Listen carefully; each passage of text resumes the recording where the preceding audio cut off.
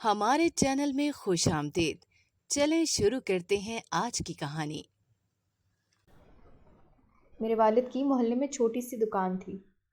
دکان پر روزمرہ کی چھوٹی چھوٹی اشیاء مل جاتی تھی۔ اس کے علاوہ میرے والد نے اسٹیشنری کا سامان بھی دکان پر رکھا ہوا تھا، کیونکہ سامنے ہی لڑکیوں کا اسکول تھا، تو اسکول سے آتے جاتے ہوئے بچیاں اپنے اسکول کا سامان بھی لے جاتی تھیں۔ اس طرح سے گھر کی گزر بسر اچھی ہو جاتی تھی۔ میں اور میری بہن ہم دو ہی اپنے والدین کی اولادیں تھیں۔ میری کوشش تھی کہ میں تعلیم حاصل کرنے کے بعد جلد ہی کوئی نوکری حاصل کر لوں تاکہ میرے والد کی مشکلات میں کمی آ سکے، اور میری بہن بھی ابھی تعلیم حاصل کر رہی تھی۔ مجھے بھی کبھی کبھار وقت ملتا تو میں دکان پر بیٹھ جاتا تاکہ میرے والد کچھ دیر آرام کر لیں۔ ایک دن میں اپنے والد کے پاس دکان پر کھڑا تھا کہ ایک لڑکی دکان پر آئی۔ اس نے کالے رنگ کی چادر لی ہوئی تھی اور اس نے اپنے چہرے پر نقاب کیا ہوا تھا۔ وہ میرے والد سے کہنے لگی کہ مجھے کچھ سامان چاہیے، تو میرے والد نے پوچھا کہ کون سا بیٹا؟ تو میرے والد نے پوچھا کہ بیٹا کون سا سامان لینا ہے؟ تو اس نے سامان کے بارے میں بتایا اور کہا کہ میرے پاس پیسے نہیں ہیں، آپ یہ سامان مجھے ادھار دے دیں۔ اور جب وہ یہ بات کر رہی تھی تو مجھے اس کی آنکھوں میں آنسو دکھائی دیے۔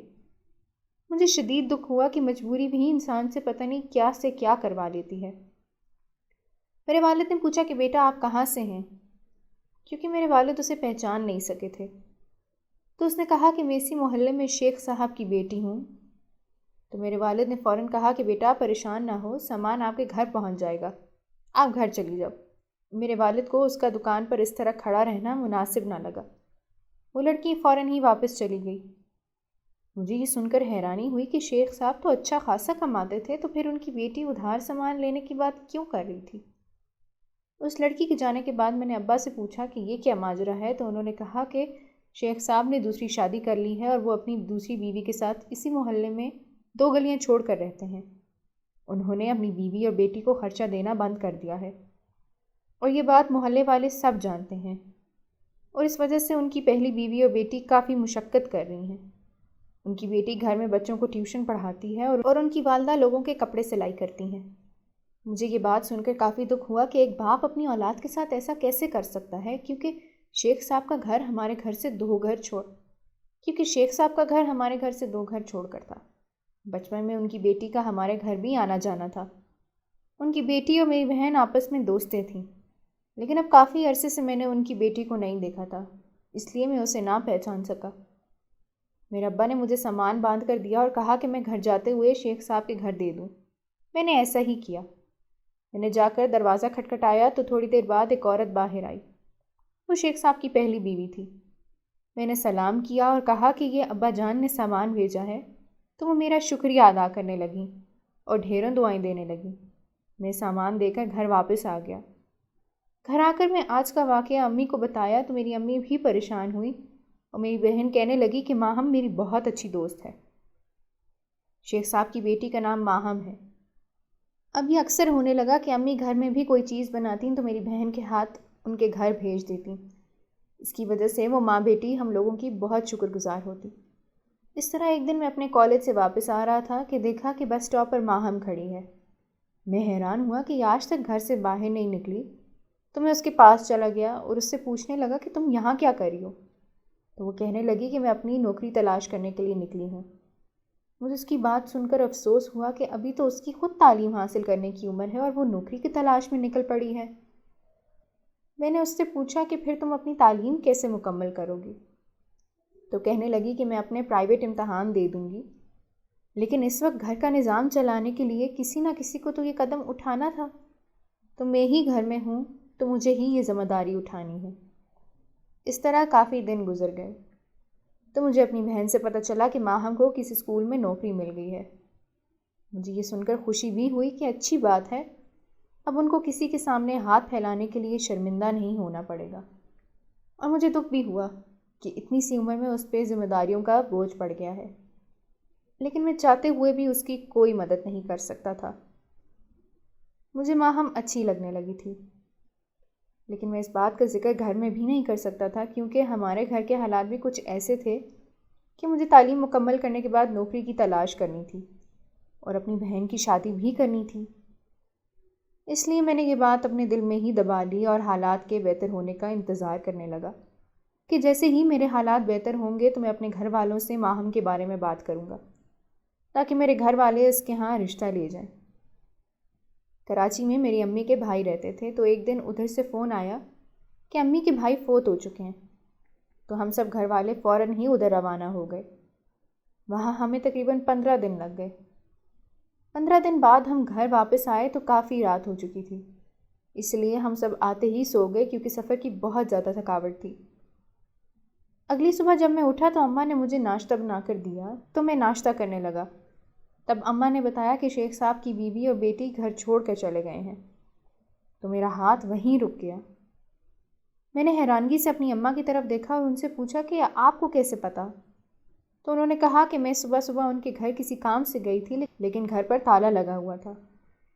تو میں نے ساتھ والے ہمسائے سے پوچھا تو انہوں نے کہا کہ کچھ دن پہلے ماں بیٹی کہیں چلی گئی ہیں، لیکن انہوں نے یہ نہیں بتایا کہ وہ کہاں گئی ہیں، کیونکہ وہ اس بارے میں نہیں جانتے تھے۔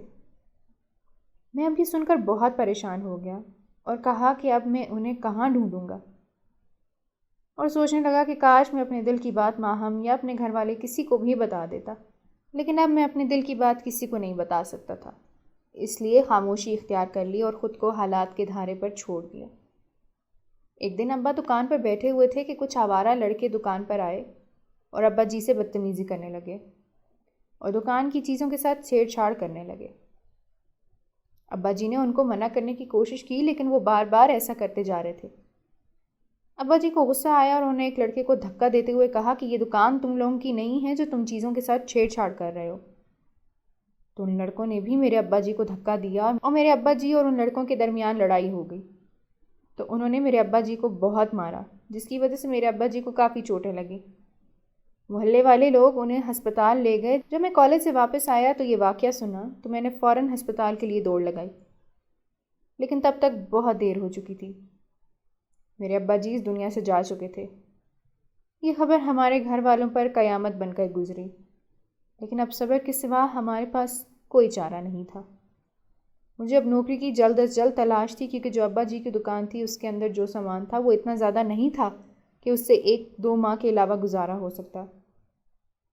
کافی بھاگ دوڑ کے بعد مجھے ایک آفس میں نوکری مل گئی، لیکن اس کی تنخواہ کچھ زیادہ نہیں تھی۔ فارغ رہنے سے بہتر تھا کہ میں یہی نوکری کر لیتا، اس لیے حالات کو دیکھتے ہوئے میں نے یہ نوکری کرنے کا فیصلہ کیا۔ میری ماں اور میری بہن بھی ابا جی کے جانے کے بعد افسردہ رہنے لگیں۔ میں نے انہیں بہت سمجھانے کی کوشش کی تھی کہ اللہ کی ایسی ہی مرضی تھی، اور میری بہن کی ایک ہی دوست ماہم تھی، وہ بھی اسے چھوڑ کر چلی گئی۔ ابھی میں ماہم کے بارے میں کوئی معلومات حاصل نہیں کی تھی کہ ابا جی کے ساتھ واقعہ پیش آ گیا، اور میں ان حالات میں ایسا پھنسا کہ میرے ذہن سے ماہم کا خیال ہی نکل گیا، اور اب میں اپنی نوکری پر توجہ دینا شروع کر دی۔ شام کو میں اپنی MBA کی کلاسز لینے چلا جاتا۔ میں جلد از جلد اپنے گھر والوں کو ان حالات سے نکالنا چاہتا تھا، اس لیے میں نے سر توڑ کوشش کرنا شروع کر دی، اور میری محنت کا نتیجہ یہ نکلا کہ مجھے جلد ہی ایک اچھی کمپنی سے نوکری کی آفر ہو گئی، اور میں نے خدا کا شکر ادا کرتے ہوئے اس کو جوائن کر لیا۔ اس کمپنی نے مجھے رہنے کے لیے گھر بھی دیا اور کار بھی دی، تو میں اپنی ماں اور اپنی بہن کو لے کر اس گھر میں شفٹ ہو گیا۔ اب حالات کافی حد تک بہتر ہو چکے تھے، لیکن اپنے والد کی کمی کو میں پورا نہیں کر سکتا تھا۔ لیکن کبھی کبھی میرے ذہن میں ماہم کا خیال آتا کہ پتہ نہیں اب وہ کہاں ہوگی اور کیا کر رہی ہوگی، اور اپنے حالات کا کیسے مقابلہ کر رہی ہوگی۔ اس دوران میری والدہ نے کئی دفعہ مجھے شادی کرنے کا کہا، لیکن میرا دل اس بات پر نہیں مانتا تھا۔ میری بہن میرے جذبات کے بارے میں کسی حد تک جان چکی تھی، تو اس نے دبے لفظوں میں اماں کو بتایا کہ بھائی ماہم کو پسند کرتے تھے۔ تو اماں نے کہا کہ تم مجھے اس وقت بتا دیتے تو میں تمہارا رشتہ طے کر دیتی۔ اگر مجھے پتہ ہوتا کہ وہ کہاں ہے تو میں فوراً ہی تمہارا رشتہ وہاں لے کر چلی جاتی، لیکن میں مجبور ہوں۔ میں نے اماں سے کہا کہ آپ فی الحال میری شادی کی بات نہ کریں، جب مجھے کرنی ہوگی تو میں آپ کو بتا دوں گا۔ اماں نے میری بات سن کر خاموشی اختیار کر لی۔ آفس میں میرا ایک کولیگ تھا، اس کا نام احمد تھا۔ وہ بہت ہی اچھا انسان تھا۔ آفس کے شروع کے دن میں اس نے میری بہت مدد کی۔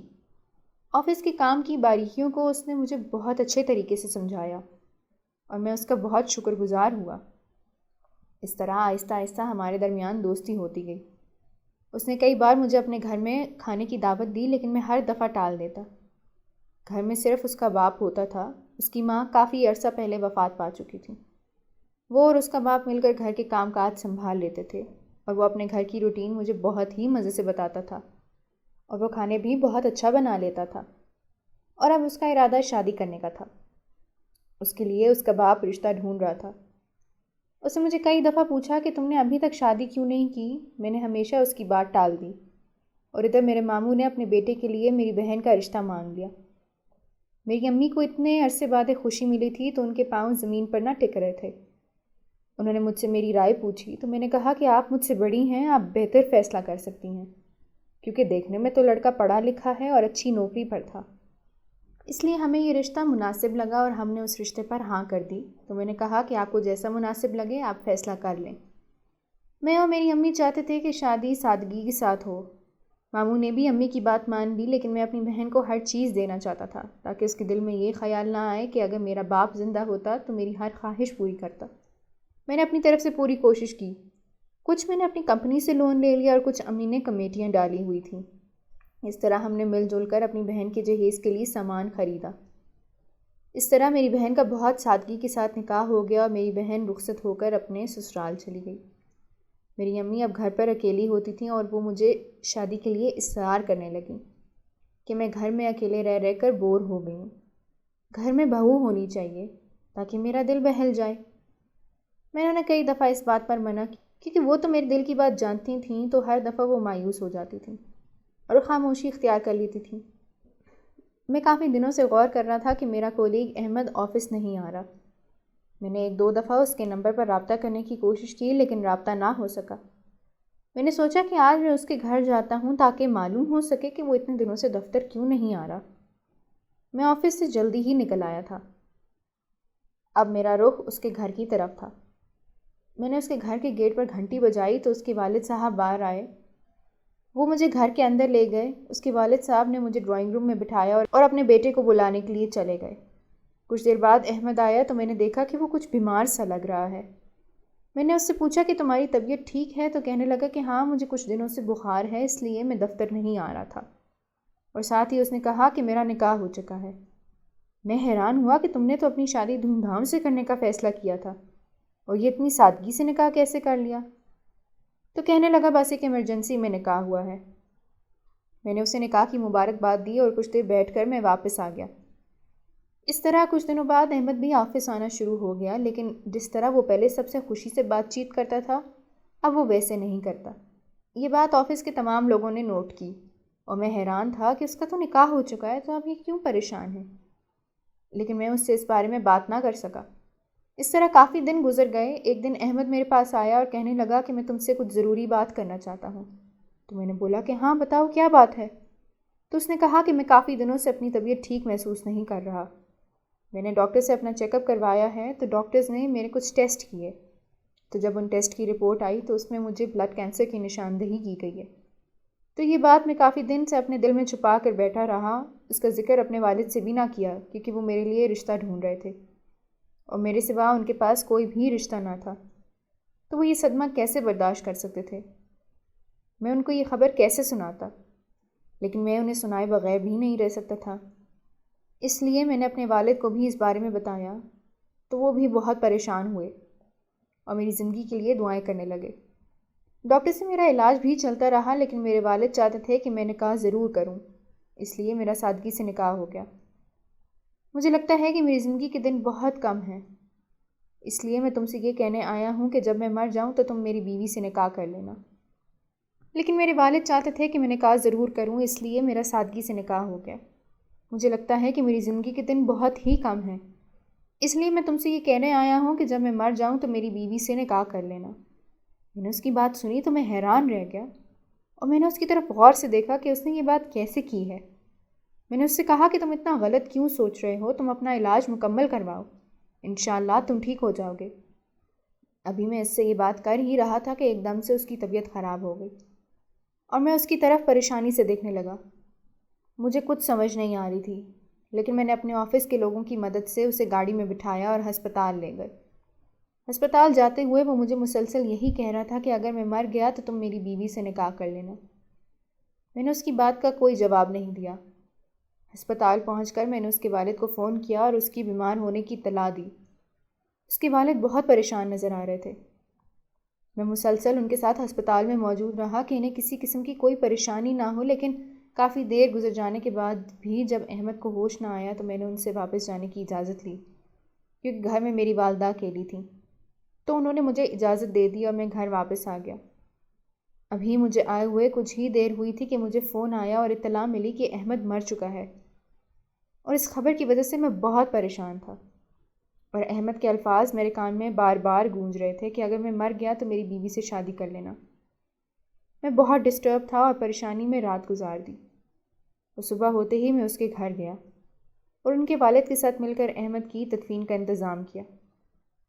جب میں احمد کو دفنا کر گھر واپس آیا تو احمد کے والد نے میرے آگے ہاتھ جوڑ دیے۔ میں نے پریشانی سے ان کے ہاتھوں کو پکڑ لیا تو وہ کہنے لگے کہ تم احمد کی بیوی سے نکاح کر لو۔ میں نے حیرانگی سے ان کی طرف دیکھا کہ ان کو اس بات کا کیسے علم ہوا، اور وہ کہنے لگے کہ تم ابھی میری بہو سے نکاح کرو۔ تو میں کہنے لگا کہ آپ کی بہو ابھی عدت میں ہے، اس سے نکاح کیسے کر سکتا ہوں؟ تو اس نے کہا کہ نہیں، تم ابھی ہی نکاح کرو۔ میں نے مجبور ہو کر ان کی بات مان لی، کیونکہ میں ماہم کے علاوہ کسی سے شادی نہیں کرنا چاہتا تھا، لیکن اب حالات ہی کچھ اس طرح کے بن چکے تھے کہ مجبور ہو کر ان کا فیصلہ ماننا پڑا۔ ابھی نکاح کو کچھ ہی دیر گزری تھی کہ احمد کے والد میرے پاس ایک لفافہ لے کر آئے اور میرے ہاتھ میں تھما دیا۔ میں حیرانگی سے ان کی طرف دیکھنے لگا۔ میں نے اس لفافے کو کھول کر دیکھا تو میرے ہوش اڑ گئے، کیونکہ اس میں احمد کے ہاتھ کا لکھا ہوا خط تھا، جس میں اس نے کہا تھا کہ اس کا اس لڑکی سے کوئی بھی نکاح نہیں ہوا تھا، بلکہ یہ لڑکی مشکل میں تھی اور اسے اس گھر میں پناہ دی تھی، جس کی وجہ سے انہیں دنیا میں یہ ظاہر کرنا پڑا کہ یہ احمد کی بیوی ہے، ورنہ لوگوں نے اس پر انگلیاں اٹھا دینی تھیں کہ وہ نامحرم لوگوں کے ساتھ کیوں رہ رہی ہے، بلکہ احمد تو اسے بہن سمجھتا تھا، اس لیے وہ بار بار اس سے نکاح کرنے کا کہتا رہا۔ مجھے احمد کے والد نے کہا کہ تم دلہن کے پاس کمرے میں جاؤ۔ میں دلہن کے کمرے کی طرف گیا تو دلہن گھونگھٹ نکالے بیٹھی ہوئی تھی۔ میں کافی دیر اس کی طرف دیکھتا رہا کہ آیا میں اس کے پاس جاؤں یا نہ جاؤں، لیکن میں ہمت کرتے ہوئے اس کے پاس گیا اور اس کا گھونگھٹ الٹ دیا۔ جیسے ہی میں نے اس کا گھونگھٹ پلٹا تو میری چیخیں نکل گئیں، کیونکہ میں جس لڑکی کو دیکھ رہا تھا میں اسے 4 سال کے بعد دیکھ رہا تھا۔ میرے ہوش اڑ گئے تھے۔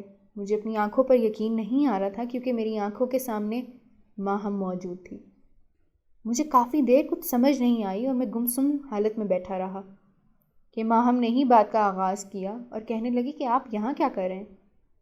تو مجھے ہوش آیا اور میں نے اس کی طرف دیکھا اور کہنے لگا کہ تم یہاں کیا کر رہی ہو؟ تو وہ کہنے لگی کہ میرے باپ نے ہمیں اس گھر سے نکال دیا تھا، اس لیے میں اور میری امی کرائے کے گھر میں رہنے لگے۔